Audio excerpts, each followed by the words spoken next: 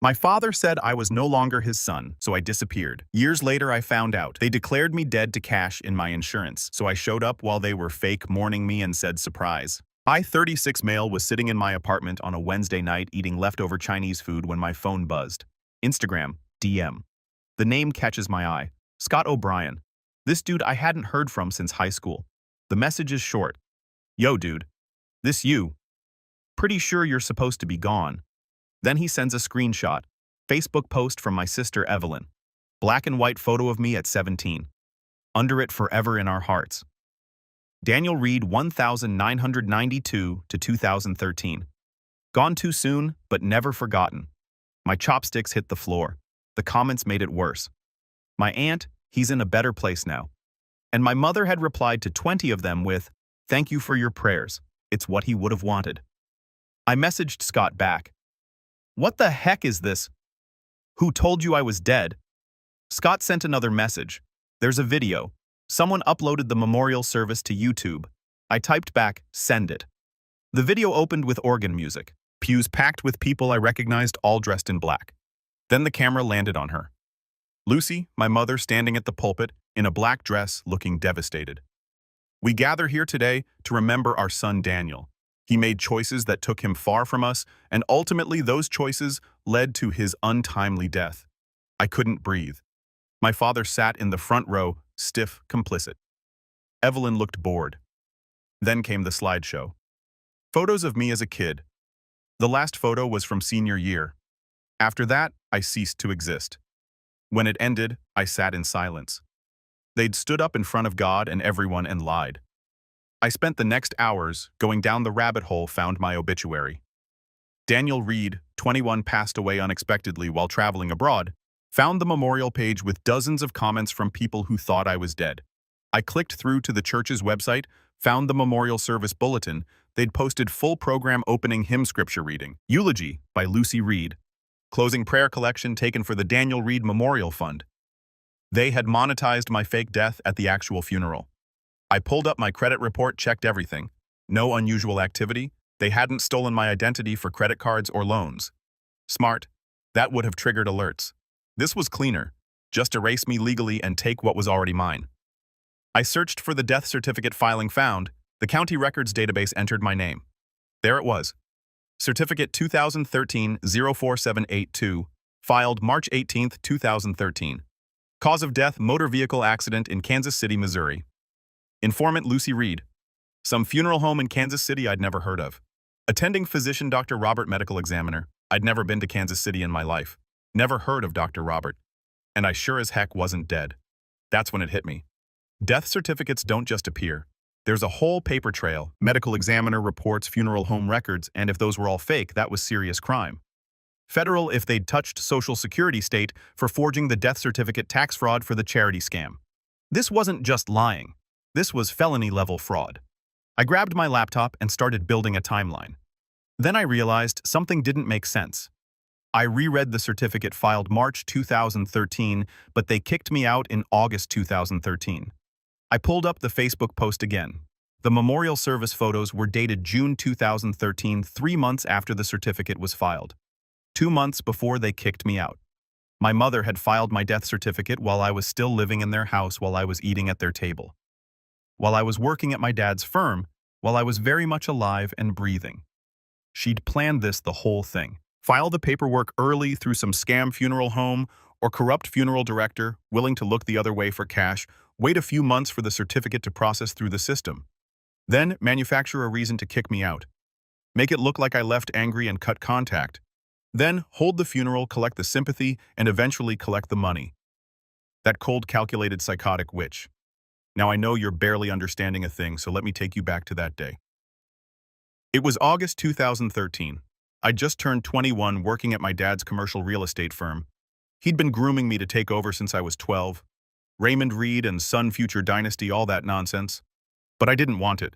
I wanted to write, maybe teach anything but seek schmoozing with developers. One night in late August, I came home around midnight. The whole family was waiting. Intervention style. Mom, Dad, Evelyn, and Tom, my dad's business partner. My mother spoke first. We need to talk about your choices about Brooke. Brooke, my girlfriend, the reason for this ambush. Brooke wasn't in their plan. Her dad was a mechanic. Her mom worked at the grocery store. She was nobody to them. I know you think you love her, my mother continued. But she's not right for this family. She's holding you back. From what? From becoming another jerk like Dad. My father's face went red. Watch your mouth or what? You'll disown me. I laughed. Oh, wait. Tom spoke up. Your father is planning to retire in 5 years. He can't do that if you're distracted by some girl who doesn't understand this world. Some girl, her name's Brooke, and she understands the world better than any of you. She worked her way through college, didn't have Daddy's money to coast on. Evelyn chimed in.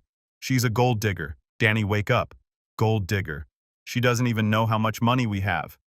I've never told her because, unlike you, sister, I don't define myself by Dad's bank account. That's enough. My dad's voice boomed. You have a choice. The business, your family, your future, or her. I looked at all of them. My mother with her fake concern. My father with his ultimatum. Tom looking uncomfortable but staying silent. Evelyn smirked. I choose Brooke. Silence. My father's jaw clenched. Then pack your things and get out. You're serious. Completely. You want to throw away everything we've built?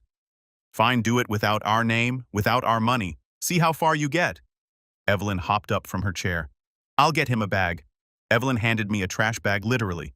Some of my clothes thrown inside. She smiled. Good luck being poor Danny. I took the bag and left. Brooke picked me up that night. We made it a year before my bitterness destroyed us.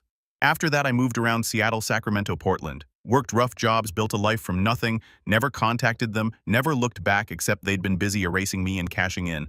The next morning, I called in sick. I needed answers. Proof. I started digging. My mother's Facebook was locked, but Evelyn's wasn't.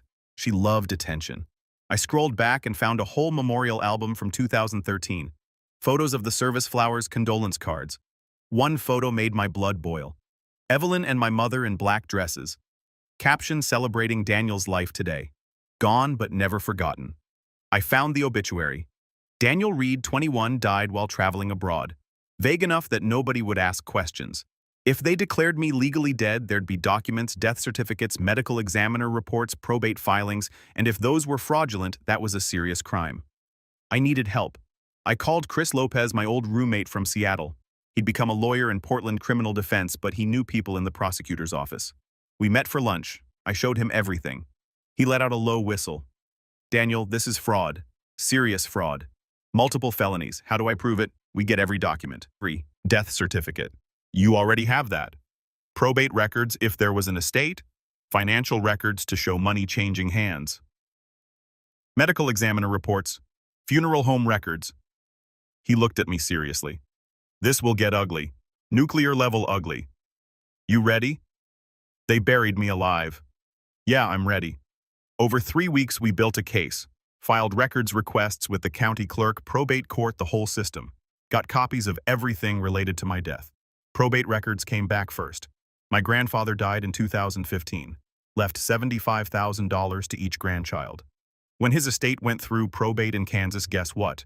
My share got redistributed because I was dead. $35,000 to Evelyn.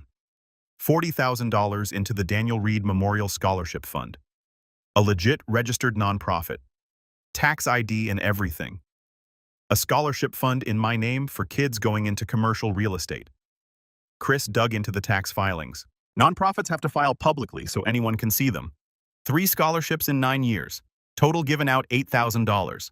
The fund had also collected donations from church members and business associates over the years, bringing in an additional $50,000. But the real kicker was where the money went. Administrative costs. Office space rented from my dad's company at $2,000 a month. Consulting fees paid to Evelyn. My mother ran it as executive director. Good grief. They didn't just fake your death, Chris said. They monetized it. And they've been running a charity scam for 9 years. We kept digging, found my name in the Social Security death records. It's public. You can search it online. Daniel Thomas Reed dead, March 15, 2013. My mother had filed for survivor benefits, got a one-time payment of $255. Not huge money, but lying to Social Security, federal crime, up to 5 years in prison. We found something else.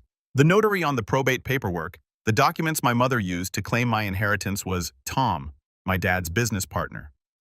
Same Tom from the intervention. He'd notarized her sworn statement that I was dead. Had to know it was BS. That made him an accessory. I wanted to nail them all. We called the funeral home listed on my death certificate. Peaceful Rest Funeral Services in Kansas City. Chris had his paralegal do it. They'd never heard of me. No record of services, no body, nothing. Either my mother made up the name or used a real business without them knowing. Then we checked out Dr. Robert, the doctor supposedly listed on my death certificate. Chris ran him through Missouri's medical licensing database. No Dr. Robert in 2013. Fake name. My mother either made it up or paid someone to forge it. We requested the Kansas City Medical Examiner's report referenced on the death certificate. The Kansas City Medical Examiner's office got back to us in 3 days. No such case number existed. Never had. My mother had fabricated it. This is slam dunk prosecution, Chris said one night. Documents everywhere. Your mom's looking at serious prison time if they throw the book at her. Federal and state charges. Evelyn and your dad are accessories if they knew. Tom's facing fraud charges too. What about my father? Depends what he knew and when. If he knew beforehand, he's an accessory. If he found out later but helped cover it up or took money from it, that's conspiracy. If he really didn't know and didn't help, he might walk. But he's married to her, works with Tom, and the scholarship fund paid rent to his company. He benefited. That's enough to go after him. Tom's definitely complicit. He notarized a fake death certificate. Evelyn's trickier. She benefited from the fraud, but we'd need to prove she knew you were alive when she accepted the money. She handed me a trash bag with a smile on her face. She knew. Then we make sure everyone else knows too. Chris pulled up Facebook on his laptop, scrolling through my mother's profile. Looks like your family does this big reunion thing every year. 4th of July weekend, huge party at your parents' house. Invitation says all Reed family and friends welcome. I smiled. Guess I'm family. Technically, you're going to show up to the reunion as yourself. The son they declared dead. Why not? I've been dead for 11 years. Time to resurrect. Chris leaned back and laughed. Man, I freaking love this. Okay, let's do it. But we're filing the criminal complaint first. Get it on record, then you can go haunt your family reunion like the ghost of Christmas revenge. We spent the next month preparing. Filed the formal complaint with the prosecutor's office. They agreed to hold off on making arrests until after I confronted my family. They wanted to see if anyone would incriminate themselves further. I met with the prosecutor, a sharp woman in her 40s named Monica, who looked at me and said, "Your family sounds like a piece of work. You have no idea." Actually, I do. I deal with family fraud cases all the time, but faking a death, that's a new one. And the fact that they profited from it, that makes me angry. We're going to nail them. I liked Monica. I also needed to document everything because I wanted everyone to know what they did, something they couldn't scrub away. I decided to start a blog, anonymous at first, just documenting the facts, the timeline, the documents, everything. I called it The Ghost in the Machine. Posted the first entry a week before the reunion. No names yet, just the story. Family kicks out son over girlfriend. Family declares son dead 11 years later. Son finds out and plans revenge. It got like 40 views. Mostly bots probably, but it was out there. My story waiting to explode. 4th of July was 2 weeks away. I bought a plane ticket back to my hometown, a place I swore I'd never return to. But I was going back as a dead man who refused to stay buried. The flight back felt surreal. I hadn't set foot in my hometown in 11 years, hadn't even driven through it. Seeing the familiar landmarks from the plane window made my stomach twist. Chris had offered to come with me, but I told him no. This was something I needed to do alone. He'd armed me with copies of every document, though. I had a folder that could end my family's reputation and possibly put my mother behind bars. That felt good. I rented a car at the airport and drove to a hotel on the edge of town. Didn't want to risk running into anyone before the reunion. I checked in, went to my room, and spread out all the documents on the bed. 3 copies of everything: death certificate, probate records, tax returns, bank statements, social security forms, the criminal complaint. I took photos of each document with my phone, uploaded them to 3 different cloud services, emailed copies to myself and Chris. If something happened, the evidence would still exist. My phone buzzed. Text from Chris. You good? Yeah. Going to their house tomorrow. Family reunion is at 2 p.m. Call me after. I want to hear everything. You'll probably read about it in the arrest reports. Even better, I spent that night going over my strategy. I'd show up an hour into the party when everyone was there and settled in. Couldn't sleep. Kept thinking about walking through that door, seeing their faces, watching them realize their perfect lie had come back to destroy them. The morning of the 4th, I woke up with this weird calm, like all the anger and hurt from the past 11 years had crystallized into something cold and sharp. I was ready. I got dressed, jeans button-up shirt, grabbed the folder of documents, took one last look in the mirror. "Let's go haunt some people," I said. The drive to my parents' house took 15 minutes. I knew the route by heart even after all these years. Past the high school, past the park where I used to skateboard, past Brooke's old street. I wondered if she still lived there. Probably not. She was probably long gone, living a good life somewhere. I hope so. My parents' house looked exactly the same. Big colonial, perfectly manicured lawn, American flag out front for the holiday. Cars lined the street. I could hear music and laughter from the backyard. The party was in full swing. I parked a block away and sat there for a moment. This was it. Once I walked through that door, everything would change for me, for them, for everyone at that party. Good. I got out of the car, grabbed my folder, and walked up the driveway. The front door was unlocked. I opened it and stepped inside. The house smelled the same. That specific combination of my mother's candles and wood polish. It hit me like a punch to the chest. Memories flooding back. Birthdays, holidays, the night they kicked me out. I walked through the foyer toward the back of the house where I could hear voices. The living room was empty. Everyone was outside. I stopped at the sliding glass door and looked out at the party. 50, maybe 60 people, family, friends, business associates, all mingling on the deck and lawn. There was my dad holding court with some of his real estate buddies. My mother moving through the crowd like a social butterfly, and Evelyn standing with who I assumed was her husband, looking expensive and bored. I slid open the door and stepped out onto the deck. For a few seconds, nobody noticed. Then someone did. A cousin I barely remembered. She looked at me, looked away, then did a double take. Her mouth fell open. The conversation around her stopped. People started turning, staring. The silence spread like a wave through the party until everyone was looking at me. My mother saw me. The glass in her hand slipped, shattering on the deck. "Hey, Mom," I said loud enough for everyone to hear. "Miss me?" Nobody moved. Nobody spoke. My father was the first to find his voice. "Daniel in the flesh." I walked down the deck steps. People scrambled out of my way.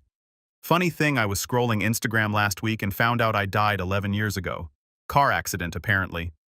Except I definitely remember being alive. My mother had gone white. "Daniel, I can explain. Can you—" I pulled out my folder and removed the first document. Death certificate.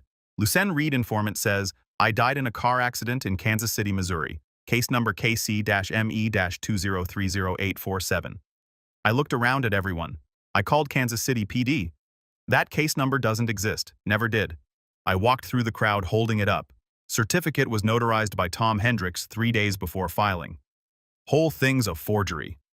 Jesus Christ, someone muttered. Everyone was glancing at each other, speechless. I pulled out the second document. Probate court filing. Grandpa Walter died in 2015. Left $75,000 to each grandchild. Except I'm listed as dead, so my share got split up. $35,000 to Evelyn, $40,000 to the Daniel Reed Memorial Scholarship Fund, a nonprofit Mom set up in my name. Evelyn's face had gone red. "Daniel, you need to leave." Not done. I held up the third document. Charity tax returns. 9 years of this fund. 3 scholarships given out. $8,000 total. But the fund claimed over $85,000 in expenses across all the donations they collected, paid to cross-filing. That's Mom's company. You skimmed over 90% of a charity you made in my name. I pulled out one final page. Criminal complaint filed last week. Fraud charges, theft, falsifying documents. Prosecutors already moving forward. The crowd erupted. People shouting questions at my parents. Others pulling out their phones recording. My grandmother was crying, asking my mother how she could do this. An uncle I barely remembered was yelling about being lied to for years. One of my dad's business partners stormed off, throwing his bottle in the trash hard enough that it made a loud bang. My mother sank into a chair, head in her hands. Evelyn was screaming at me, calling me vindictive, telling me I was destroying the family. My father just stood there, frozen, watching his perfect life collapse in real time. I walked up to him. "You told me to get out 11 years ago. Well, I made it without you, without your money." I stepped back. Now you get to see what happens when everyone knows the truth.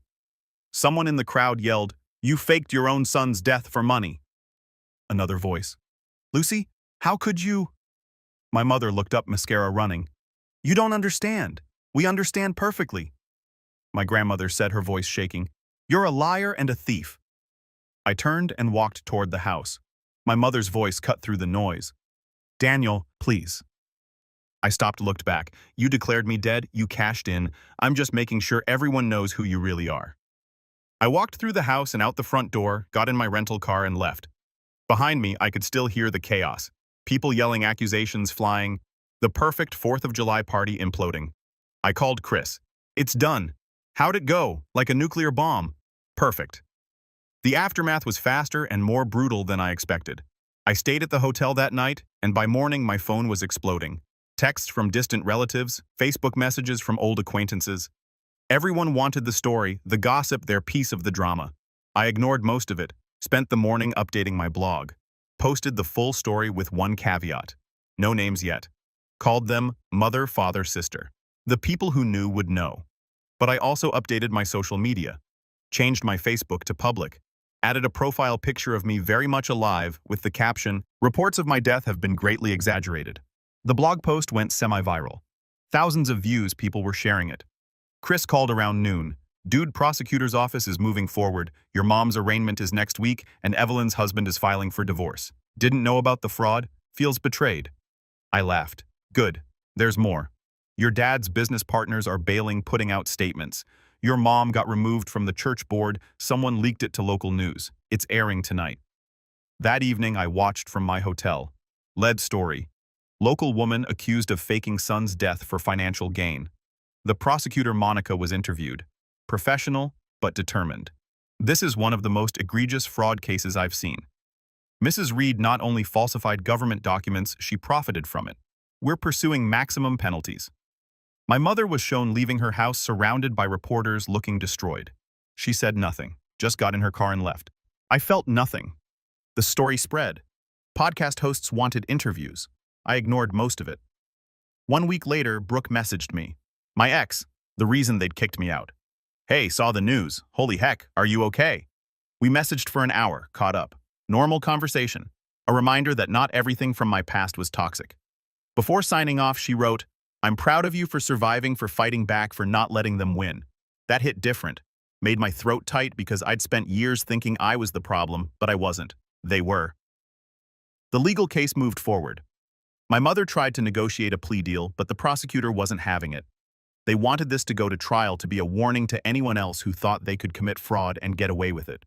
But the real punishment wasn't going to be legal. It was social. My mother couldn't show her face in town without people whispering. My father lost 3 major business deals because his partners didn't want to be associated with the scandal. Tom Hendris got hit with his own charges. Accessory to fraud. State Bar opened an investigation. He'd lose his notary license at minimum, maybe face charges. His wife filed for separation 3 days later. The church my parents had attended for 30 years asked them not to return. My mother's book club disbanded. My father's golf buddies stopped calling. The family was shattered. About 2 months after the confrontation, I got a text from an unknown number. "Daniel, it's your father. We need to talk." I stared at it. Part of me wanted to delete and block, move on. But another part, the part that had wondered for 11 years if they'd ever acknowledged what they'd done, wanted to hear it. I texted back about what? Everything. "Please, just us. I owe you that." I thought about it. Talked to Chris, who said, "Bad idea." Talked to my therapist, who said maybe closure, but be careful. In the end, I agreed. Neutral location coffee shop in the next town. Told Chris where I'd be to call cops if I didn't check in within 2 hours. My father showed up looking terrible, not the polished Raymond Reed. I remembered a broken man. Good. He sat across from me, ordered coffee. He didn't touch, just looked at me. "You look good," he finally said. "Yeah, well, being alive will do that," he winced. "Daniel, Why am I here, Dad? What do you want?"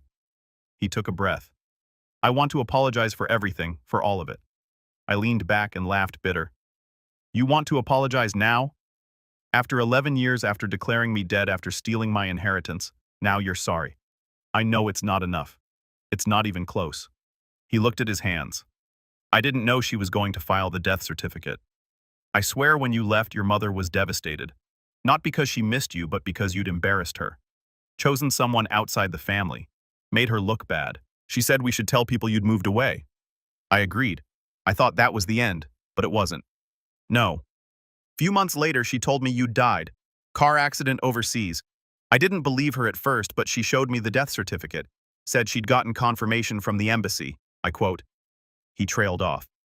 I wanted to believe it was real because it was easier than admitting we'd lost you. Well, so you went along with it. The funeral, the scholarship fund, everything. I thought you were really dead, Daniel. I mourned you. I leaned forward. When did you find out the truth? Long silence. Then last year saw a charge on our credit card, payment to a PI firm in Seattle. When I asked her, she broke down. Said she'd been tracking you since 2014. Where you lived, where you worked, had photos. She knew you were alive and kept the lie going for the money. Why didn't you tell anyone? My voice shook. Why didn't you report her? Because I'm a coward, he said simply. Coming clean meant losing everything. The business, our reputation, your mother and I chose to protect those things instead of you. At least he was honest. Didn't make it better. Is that why you're here, to clear your conscience? I'm here because you deserved better. A family who supported you instead of erasing you. He looked at me with actual regret. I can't fix what I did, but I wanted you to know that I know I failed you. We sat in silence. The coffee shop buzzed around us. People living normal lives, unaware a dead man was having coffee with his father. Finally, I spoke. Where's Mom now? Out on bail. Trials in 3 months. Her lawyer thinks probation community service fine. No jail. But she's not well. Daniel breakdown. Won't leave the house. Won't talk to anyone. Evelyn won't speak to her. The church banned her. She lost everything. Good, I said coldly. She deserves it. He didn't argue. And Evelyn gone. Moved to Arizona. Her husband divorced her, took their kid. There. She blames you for everything. Of course she does. Evelyn never takes responsibility for her own actions. My father reached across the table like he might take my hand, then thought better of it. I don't expect forgiveness. I don't expect anything from you. I just wanted you to hear me say it. I'm sorry for all of it. You're my son, and I should have protected you. Should have chosen you over everything else, but I didn't, and I'll live with that for the rest of my life. I stood up. The conversation was over. I'm not your son.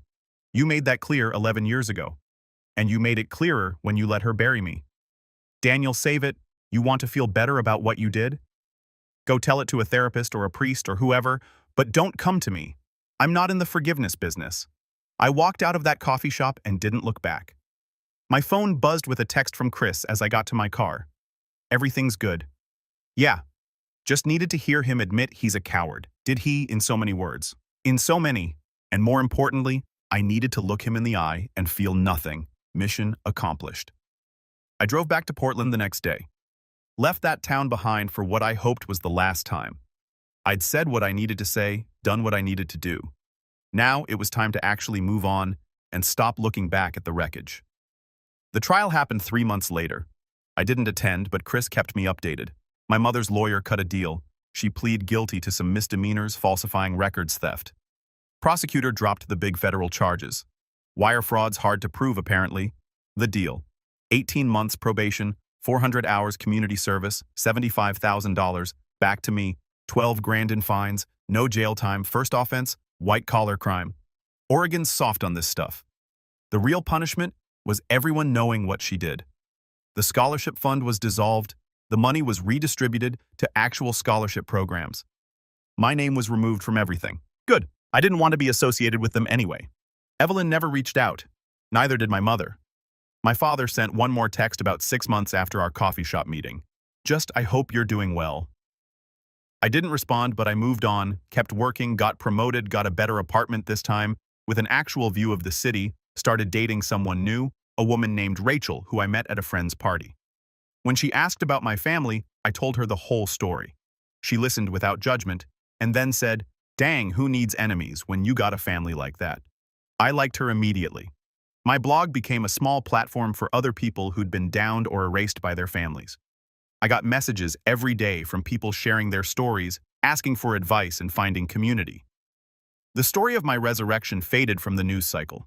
Eventually, new scandals. People forgot about my family and their fraud. But the internet doesn't forget. My blog posts were still out there, a permanent record of what they did. About a year after the trial, I ran into Scott at a coffee shop.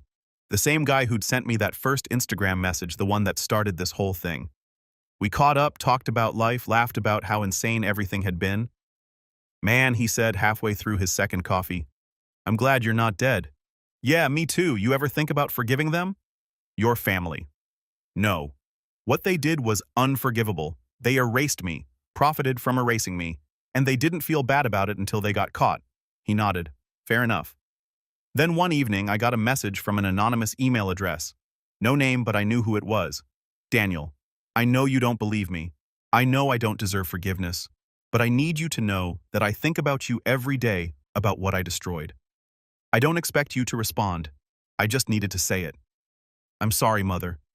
I didn't respond. Didn't owe her anything. She'd made her choice 11 years ago, and I'd made mine. Life moved on. I didn't hear from any of them until 4 years later. My dad showed up again and dropped this bomb. The knock on the door came on a random Thursday evening. I was making dinner when the doorbell rang. Rachel was out with friends. I figured it was a delivery. I opened the door and found my father standing there. He looked way older, broken. "Son," he said quietly. I stood there, hand on the doorknob, debating whether to slam it in his face. "What brings you here? Just 5 minutes, please?" I stepped outside, closing the door behind me. Wasn't going to invite him into my home. "5 minutes," I said. He took a breath like he'd been practicing this. "Your mother died." I paused. Wasn't expecting that. "When?" 3 weeks ago. "Heart attack." "She'd been sick. Wouldn't see doctors." He paused. "I think she gave up after the trial. Daniel, she died grieving you. I don't know if that makes me an a-hole, but honestly, I did not care. And you're telling me this because," I asked, "because you're her son." "I never was, and I don't care." He flinched but didn't argue. "The funeral is Friday. You don't have to come. I'm not asking you to. But I wanted to tell you in person. Is Evelyn coming?" "No. She didn't want anything to do with it." "With me? With any of this? She's still blaming us for ruining her life after the divorce." We stood in silence for a moment. I looked at this man who used to terrify me. Now he just looked sad and old and defeated. "Anything else?" I asked. "Yeah," he said calmly. Then he reached into his jacket and pulled out an envelope. Tried to hand it to me. "What is it, money?" "The $75,000 from your grandfather. I know the court ordered it paid back, but it went into the estate. This is yours. Your rightful inheritance. I should have given it to you years ago. I don't want it, Daniel. I don't want your money. I don't want anything from you. I built my life without it. I don't need it now. Then donate it. Give it to charity. Do whatever you want with it, but it's yours. I'm not keeping it." He set the envelope on the porch railing and stepped back. "I'm sorry, son," he said again. "I know I've said it before. I know it doesn't change anything, but I need you to know that I regret everything." I looked at him for a long moment. "You didn't lose everything," I said quietly. "You threw it away. You're right. She died thinking she was the victim, thinking everyone was against her for no reason. She never actually understood what she did wrong. Did she?" He looked down. "No, she didn't. And you? Do you understand what you did wrong?" He met my eyes. "I'm a coward who destroyed his family to maintain an image. Yes, I understand." It was the most honest thing he'd ever said to me. "Good," I said. "Now live with it." I picked up the envelope from the railing. "I'm going to donate this." "That's good. That's a good thing to do. Your 5 minutes are up." He nodded, then walked to his car. I watched him drive away. Then I went back inside, threw the envelope on the counter, and went back to making dinner. Rachel came home an hour later, took one look at me and asked, "What happened?" I told her everything. Then she asked, "Are you going to the funeral?" Heck no. That Friday, while my mother's funeral was happening 2 states away, I was at work managing the dinner rush. Rachel came by after her shift. We got coffee with friends, lived our lives. I never saw my father again. The $75,000 restitution came through 16 months later. I split it between homeless youth services and a fraud victim fund. And me, I'm still here. They wanted me gone. Fine, I'm gone. But I took their power with me and I'm never giving it back.